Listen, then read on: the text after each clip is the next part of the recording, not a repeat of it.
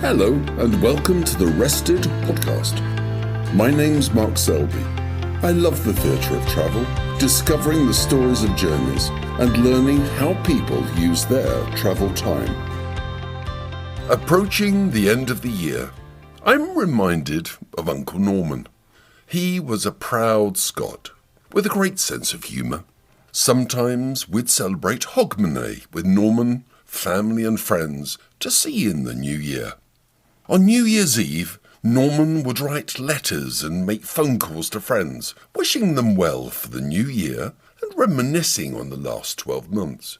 He would seem unusually subdued, but then, after the clock struck midnight, there'd be a knock at the front door. Norman would open it and greet the first footer, bearing a bottle of Norman's favourite whisky and a lump of coal. Norman's face would light up, and the drams and wishes of good luck would be shared amongst all. Looking back at the Rested episodes to date and listener feedback, we've been on an interesting journey. I've certainly learnt a lot, and I feel some of Norman's future optimism.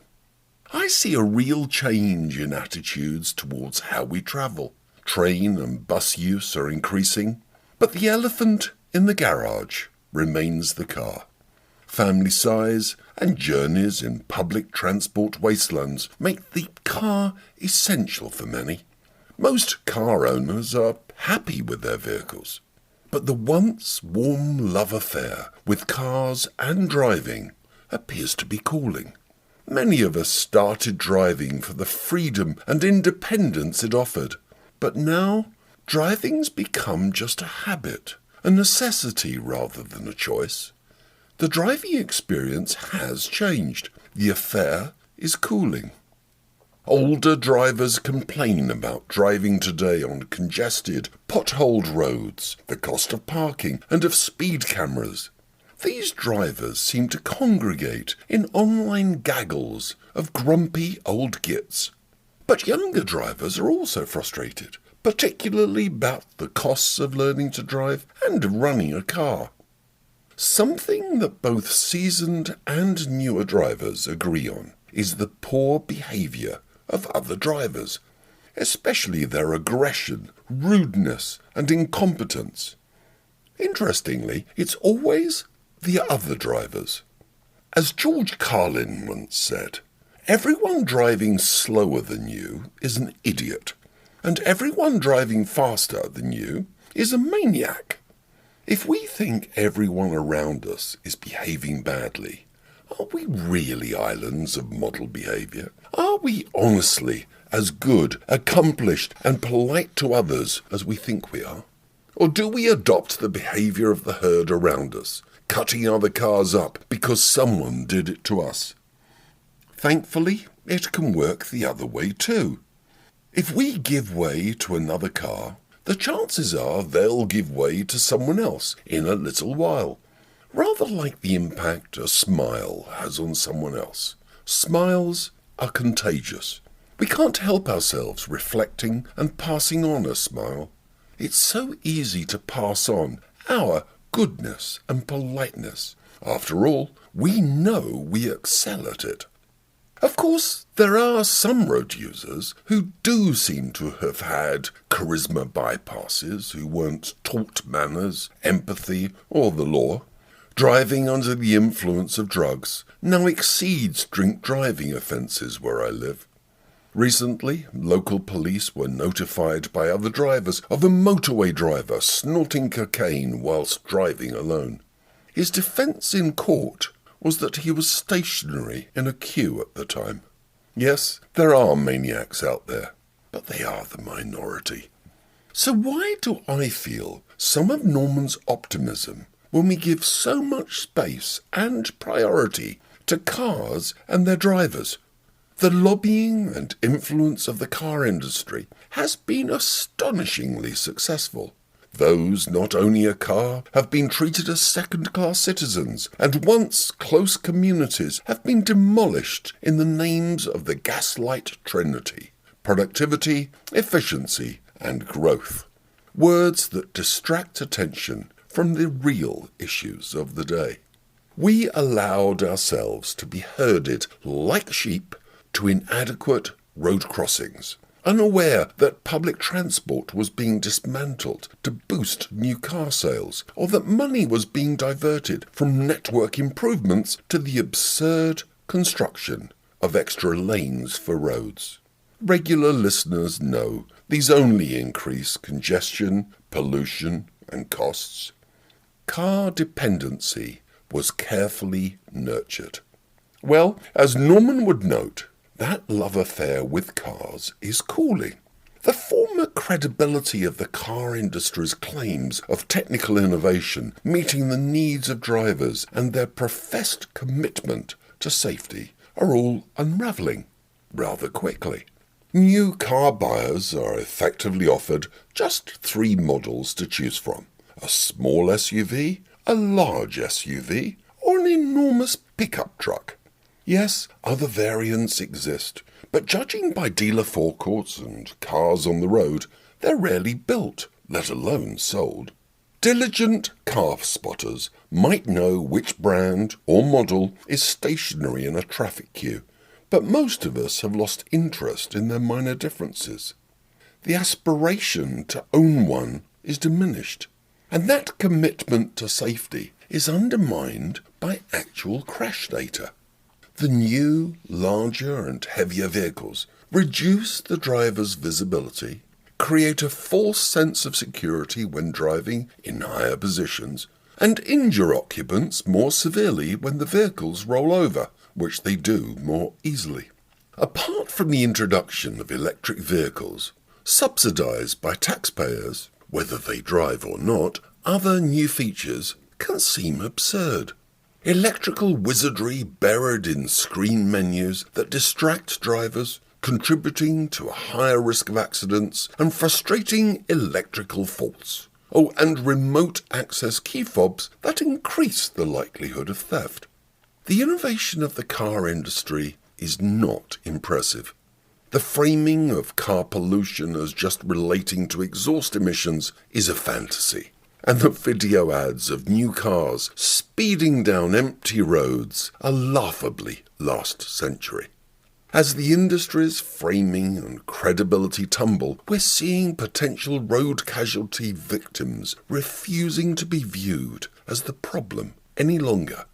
These aren't violent protests, but far more effective lobbying by people who seem more aware of the role transport should be playing in their communities. The victims are playing by the rules of the car industry.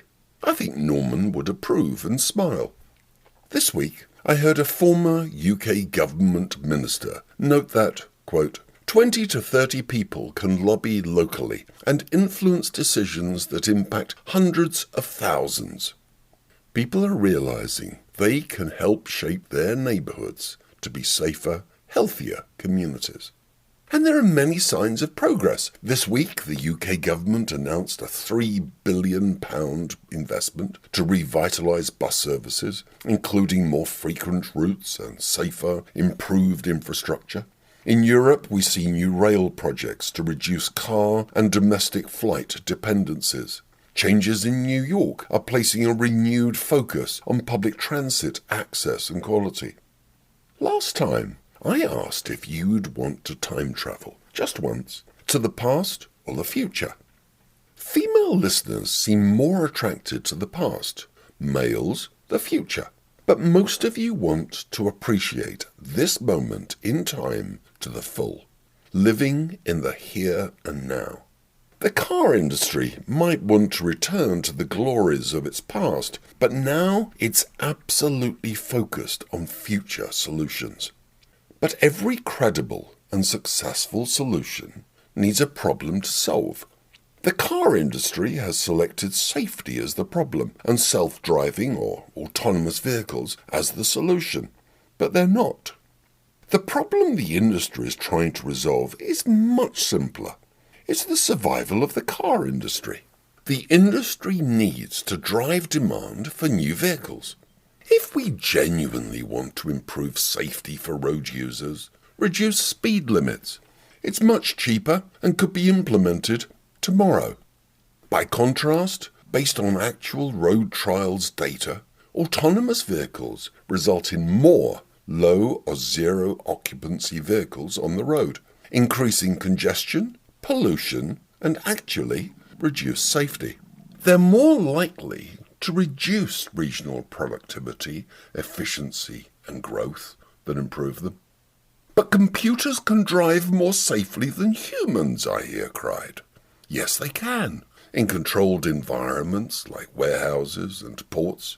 But to place complete faith in them in mixed environments surrounded by human drivers, pedestrians, and wildlife, in harsh weather conditions, on poorly marked roads, is fanciful.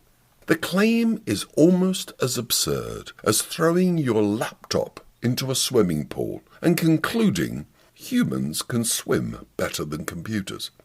The appeal of a robo-taxi taking you home after a night of intoxicated partying is understandable. I just wonder what the interiors of those vehicles will look like if they've been carrying other revellers before you without a human driver. As we noted earlier, other people don't necessarily share your personal standards and restraint. The elephant remains in the garage, but is being acknowledged, and many of us are making small changes of our own. Liz and I replaced our 2 cars this year with one hybrid vehicle. The cost of apparent convenience, having a vehicle whenever either of us needed it, had become absurd. Our vehicles, insured, taxed and roadworthy, were, like most others, just parked for 96% of the time. Apart from the savings made, it's also made each of us far more aware of our respective schedules. We plan for when one of us needs the car. It's working well. It's a small step in the right direction and has caused us to become more familiar with the public transport options available to us. Better still, we're using them. I know the last 12 months have been difficult for many listeners. Loved ones have left us, but thankfully new lives have arrived. Our rested journey continues. The clock will soon strike, and there'll be a knock at the door. As Uncle Norman knew, good fortune beckons. Let's help make it happen. Enjoy your travels and your travel time. Thanks for listening to the Rested Podcast. Please subscribe for details of new episodes and tell your friends. I look forward to reading and sharing your travel stories. Please email restedpodcast@gmail.com. And my thanks to everyone that has contributed to Rested so far. Enjoy your travel time.